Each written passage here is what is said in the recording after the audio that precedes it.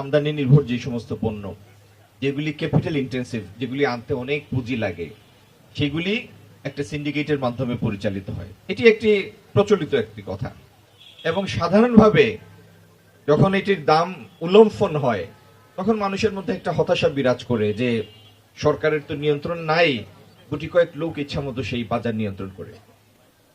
এইরকম হতাশাজনক একটা অনুভূতি বাংলাদেশের মতো বিশাল জনসংখ্যার একটা দেশে এটি কাম্য নয়।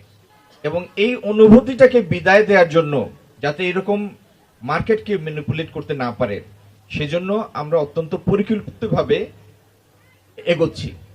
যে সমস্ত পদক্ষেপ আগামী দিনে নিয়ে বাজারের উপর সরকারের একটা কার্যকর নিয়ন্ত্রণ থাকবে এবং বাজার অবজেক্টিভলি ম্যানিপুলেশন ফ্রি থাকবে, তার জন্য আমরা কতিপয় পন্থা নিচ্ছি।